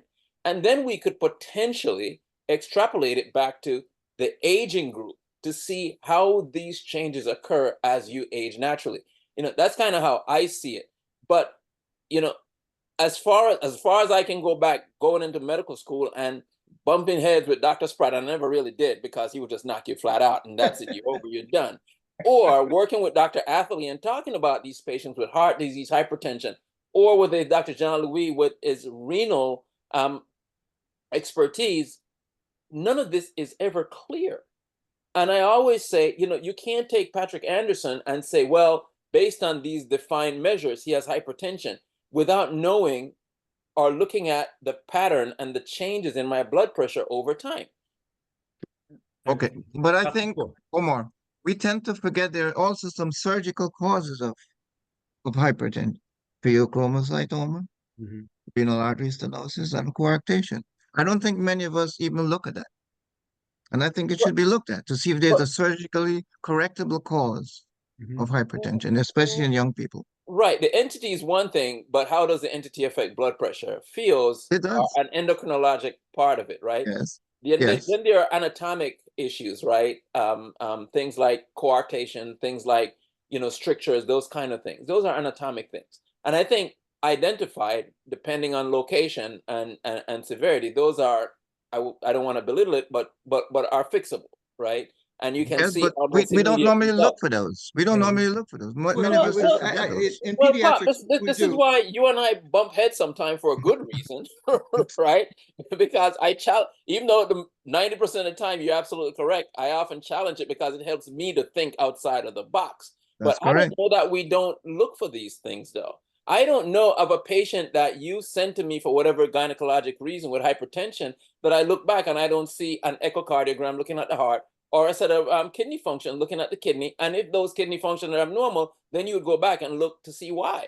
So I don't know that, evaluating those or looking for those entities are not really second nature. It's not. We don't. Yeah, and I think, as you said, usually when you're trying to figure it out, you look for those things. But in the coarctation of the aorta, there's a perception, okay, of hypovolemia because of the obstruction. Right. So the body believes that there's hypovolemia, and it tries to restore the volume by retaining sodium, which retains volume, which doesn't do anything. And so you have elevated blood pressure on one side of the coarc and low blood pressure on the other side, which makes a difference. But the other issue is that there are other increase in steroids can also give you an increase in blood pressure. But at the end of the day, these mechanisms have to come into play in terms of what is causing the pressure to be elevated or not. Just one other thing I did want to get back to, and that is when you were talking about edema, we talked about dependent edema, and this is for you, Trevor. We talked about either venous obstruction, lymphatic obstruction as being issues related to edema. So when you talk about the heart, you can have a functional venous obstruction if the heart isn't working properly. And if you have a functional venous obstruction at the level of the heart, then you have the edema that occurs because of hydrostatic forces that drive the increase in the interstitial fluid. And then that becomes sort of more of a dependent edema. You want to talk about that? Yes, I just mentioned very briefly, of course, the edema that you're referring to. If we think of the usual direction which the blood goes, of course, via the left side of the heart through the arteries to go to the tissues, and the return is via the veins and some lymphatics. Usually, the return is affected significantly if the pressure on the right side of the heart is elevated, so-called right heart failure. That could be secondary to lung disease or other. So the blood does not return to the right side heart to become oxygenated as well as it would. Hence, we may see the edema that is dependent. However, because gravity does play a part, and because we're mainly on our feet or sedentary, and the feet happen to be the lowest portion during most of the daytime hours, it will be obviously more manifested in the lower extremities.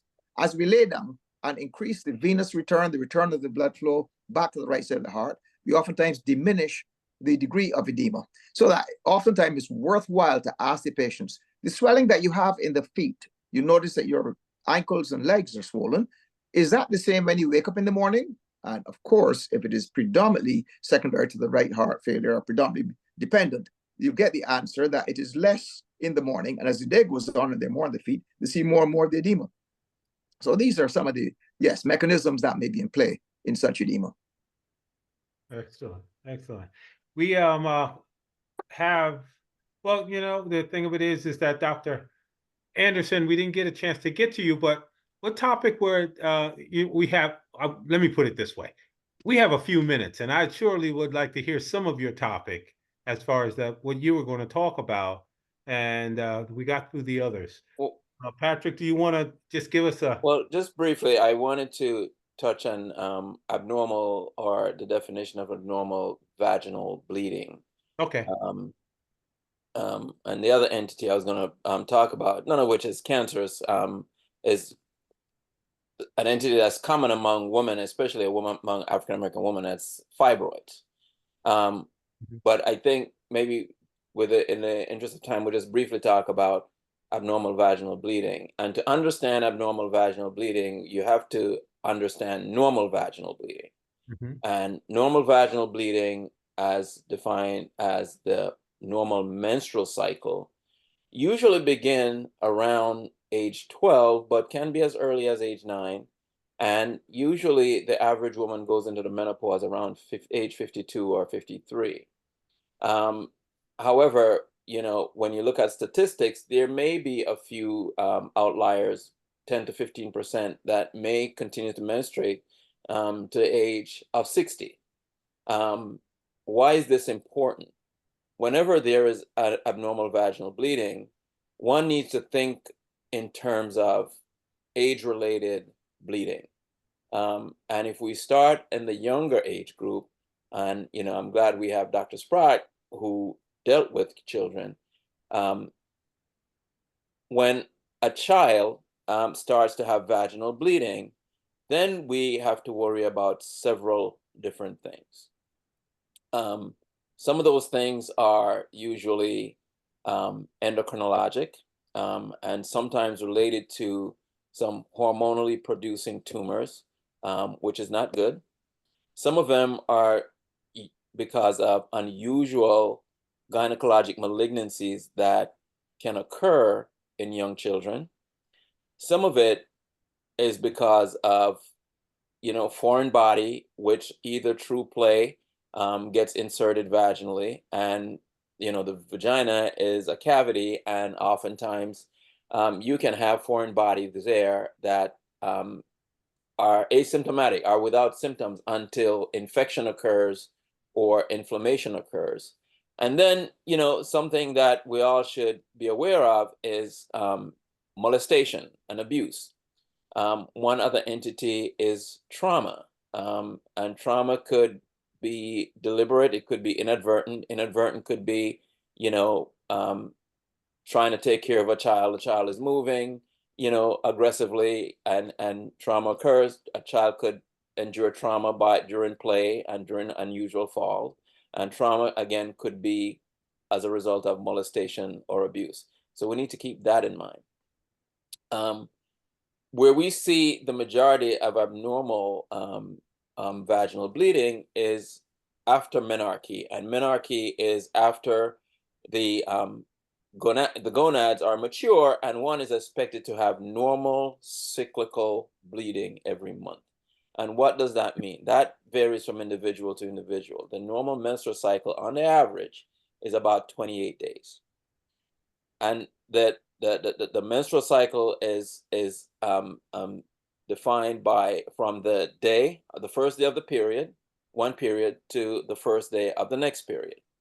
In between, there is the period between the start and ovulation, and the period after ovulation and the start of the next period. The period between ovulation and the start of the next period, that time frame is usually 14 days, and that's usually constant, which tells you that the time from the start of your period to the time of ovulation, that's the area that's often variable, or most often variable. So if a woman have a 21-day cycle, she will ovulate somewhere around day 10. If a woman has a 28-day cycle, she'll ovulate around day 14. And a woman has 31 days, 35-day cycle, she may ovulate around day 21. So there may be some normal variability there. Oftentimes what happens, a patient will come in and say, my period is never the same every month. Well, it's not expected to be the same every month for two reasons. One, you may be off a day or two here or there, but you have some months with 28 days, some months with 30 days, some months with 31 days. So you're never going to get your period the first day of the month every month. So we need to be clear as to how to comfort patients with respect to the duration and the length of a menstrual cycle. Then there's the issue of how much bleeding and the pattern of bleeding that can occur. On the average, menstrual flow is anywhere between 30 and 50 cc's per cycle. And the first 2 to 3 days, one may bleed heavy, oftentimes with clotting, but the subsequent 2-3 days. Just for folks to understand, that's the 30 cc's is 2 tablespoons of Right. blood. Right. Most of it is tissue, not blood. And not blood, right? So I was going to get back to that actually, because that's an interesting phenomenon. And most of what happens is, the muscle of the uterus is wrapped a certain way, and they respond to certain hormones that causes constriction and narrowing of certain blood vessels, and ultimately the dying of the lining of the uterus when pregnancy does not occur. So once we understand the definition and in terms of duration of the menstrual cycle, the amount of bleeding and the pattern with respect to the first 2-3 days, which are heavy, and the subsequent 2 to 3 days that are lighter, then we also have to understand that some women during ovulation and the secretion of a group of substances called gonadotropins, which come from your pituitary organ, which are signaling substances to the ovary as to how to function and behave throughout the menstrual cycle, you can actually get what we call some withdrawal bleeding just before you ovulate. We call that often intermenstrual bleeding. So once we understand that that pattern of bleeding is actually not normal, then it helps us understand what abnormal bleeding is and what it means, and how to approach the evaluation of abnormal bleeding. Now, probably the most common cause of abnormal bleeding in the women who are in the reproductive age range is actually pregnancy related, because there are many women who become pregnant and not know, and have miscarriages and not know, and that probably happens more often than we think. Other reasons could be hormonal derangement, and those hormonal derangements can range from abnormalities in the ovaries, which can be another lecture. We often hear young people talk about PCOS, or polycystic ovarian syndrome, and what this does, it's an entity that causes irregular ovulation, and as a result, the sequential secretion of the hormone and the timing of the different hormones in the menstrual cycle, which is estrogen and progesterone, is often off, and that can cause irregular bleeding. Now, in that specific group of young patients, the abnormal ovulation and the persistence and often elevation of estrogen can also put them at risk for uterine malignancy or pre-malignant conditions called hyperplasia. So it's important to make sure that your young patients, women in the reproductive age group, have regular sequential menstruation. Other entities are often anatomic. Anatomic could mean the presence of abnormal tumors. What's more common that we see are fibroids, and fibroids can occur in up to 80% of women. African American and Hispanic women are often afflicted with fibroids. There are different types of fibroids, and the symptom that they get depends on the location and size of these fibroids. And that can be a whole nother topic of discussion. But the truth of the matter is, these fibroids are usually not cancerous. About 0.1% usually is. We see a lot of them because of the concentration of the entity in the population we serve. And for me, the illness that I focus on most of the times. But it's not to say that you cannot have cancerous lesion in this age group that can cause abnormal bleeding. So the long and short of it is, it's important for a woman to establish for her as an individual what's a normal pattern. And once the bleeding starts to deviate from that normal pattern, seek evaluation. So that's the patients who are in the reproductive age group. And the women who are in the postmenopausal range, once you get to that age of 52, 53, often early, many women in their late 40s, the bleeding just don't stop. There are also some other associated symptoms like hot flashes. We call them vasomotor symptoms, where you get these hot and cold spells where they break out in a cold sweat. And to confirm it, if a woman is on the younger side, there is actually blood tests that can be done that can confirm this.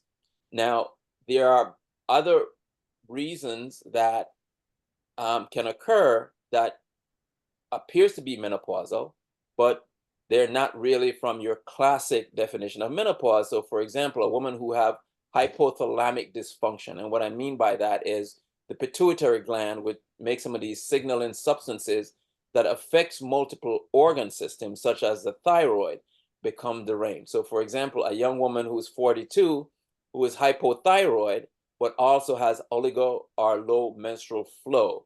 And when you look at those patients, their estradiol level is low, which is the estrogen that's measured, the luteinizing hormone, and the FSH, the follicular stimulating hormones, is also low. These are signaling substances. Now, if to define hypothalamic, if the thyroid is functioning well, and then you have derangements in all these other entities, then that helps you separate certain disease entities that might be occurring. So that's one area. In the postmenopausal woman, the most common cause of bleeding is just that the uterine lining becomes thin.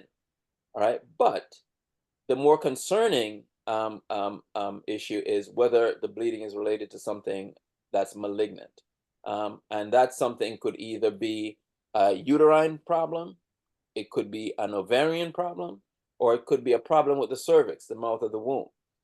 So the entity and the evaluation, they kind of cross lines. So in that setting, I would encourage any woman who has gone through menopause for at least 6 months, who then develop bleeding, to see a physician, see your primary care physician when you go in for your diabetes or your hypertension. Have that conversation with them, right? Because the truth is, once you become menarcheal, you really should have a gynecologic evaluation once a year. Now, that's not the same thing as having a pap smear once a year, because you don't need to have a pap smear every year if you don't have a history of abnormalities, or you don't have a history of the HPV, human papillomavirus related illnesses. And there's specific standard as to when to start doing pap smears, how often to do them, and when to stop. Now, however, but if bleeding is continuing while you're menopausal, then you need to be evaluated. And oftentimes evaluation requires some kind of imaging, a good exam, a good history and physical. Sometimes in young women, there's an issue with your blood dyscrasia. Sometimes you can have one of the factors that are low that's genetic, for example, a factor 8. And, Dr. Sprock, I'm sure, has some experience with this. But the real definition of abnormal uterine bleeding, we can discuss the causes, but it's important to recognize what's a normal pattern is, and when we're deviating from that pattern, and when you should seek medical attention in order to address this. Yeah. All righty. Can I just say a couple of norms about the women and kids? Sure. So in general, when you talk about menarche, that's sort of the first period. But the first signs of sort of puberty starting in females is that they develop breast buds. And so we normally talk about their development in Tanner stages, one being before they start puberty, and Tanner 2 when they start with puberty, and then they start with the breast buds. And so between the time that they have the breast buds and when they have their periods, it's maybe about 2 years or so. And so if you think about the menarche in white females, it's around 12. In blacks, it may be as a year early, which is 11. And which means that they're 2 years before that they start. So you can start to see breast buds on average in black girls at around 9, but it could be younger than that. And we've seen a number of females that are developing breast buds when they're in elementary school. But when they have their menarche, the first time that they have their period, it might not be well established until that routine in terms of cyclical for 6 months, and in some people as well as long as 2 years. But once they start to have their menarche, even though their periods may be abnormal, they still can get pregnant. Once they have their periods, most of their growth will have occurred. So they have their growth spurt between when they have their breast buds and when they develop their periods. Once they have their periods, their growth can continue, but usually it's very, very slow.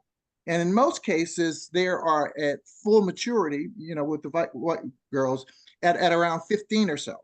That means that their breast and everything else, all their pubic hair is already developed. And then again, since it starts a little bit early in African-American girls, it might occur before that. And so you'll see again that if you're looking for what happens in terms of growth, most of the growth occurs from when they first start to develop their breast buds. Once they have their periods, they may grow for a year longer. Some might take even longer than that to continue to grow, but their growth will slow. It won't be as much. So in many respects, a great deal of what their adult height may be will occur within a year after they've started with their periods. And again, if they don't have periods on a regular basis within that 6 months after they start, it's not unusual until it sort of kicks in, and then it becomes the routine, the 28 days and the 14 days mid-cycle. Patrick? All right. Yes, I'm sorry.